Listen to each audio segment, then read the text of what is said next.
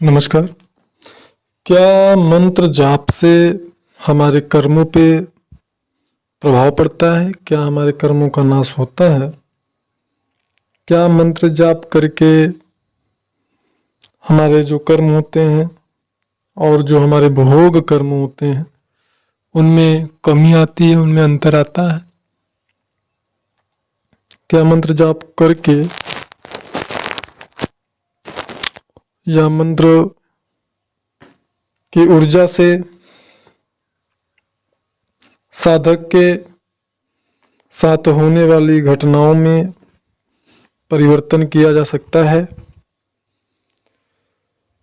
तो इन सभी प्रश्नों का उत्तर आपको इसी वीडियो में मिलेंगे। लास्ट तक बने रहें आप, क्योंकि ये बहुत ही महत्वपूर्ण क्वेश्चन है जो बार बार आता है अपने दिमाग में। क्योंकि बहुत सारे साधक जब साधना करते हैं तो साधना करने के समय में कुछ ऐसी घटनाएं घटती हैं जिन घटनाओं के घटने के कारण उन्हें अपनी साधना को रोकना पड़ता है या साधना को बंद करना पड़ता है। उस स्थिति में साधक ये समझते हैं कि हमारी जो साधना है वो खंडित हो गई है, हमारा जो इतने दिन का मेहनत हमने किया वो सारा मेहनत हमारा डांड हो गया।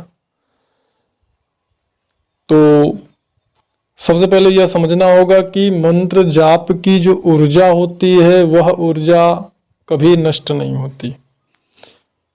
क्यों? यह फैक्ट समझना अति अनिवार्य है।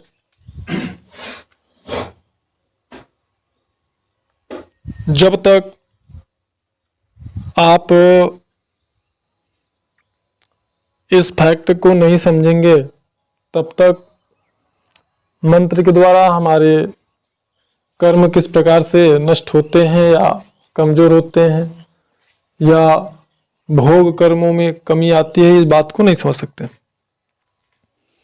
जैसे हम एक उदाहरण अगर दें, अगर आप अप्सरा साधना कर रहे हैं, योगिनी साधना कर रहे हैं और साधना काल के दौरान आपका जो है स्वप्न दोष हो जाता है, मेरे पास हो जाता है, या साधना काल के दौरान ऐसी कोई घटना घटती है जिससे कि आपको साधना बंद करना पड़ जाता है, या आप किसी विशेष बीमारी से ग्रसित हो जाते हैं और बीमारी से ग्रसित होने के कारण आपको साधना रोकना पड़ता है, तो इन सभी स्थिति परिस्थिति में साधकों की यह मेंटलिटी होती है कि हमारी जो साधना है वो खंडित हो गई, हमारी साधना पूरी नहीं हो पाई और हमारे द्वारा किया गया जो जाप है वह सब नष्ट हो गया,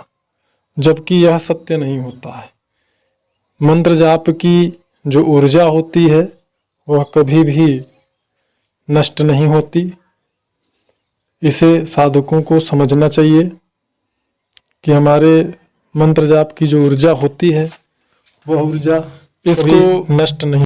थोड़ा सा और गहराई से अगर समझें तो अगर किसी साधक के भोग कर्म या क्लेशात्मक कर्म ऐसे हैं कि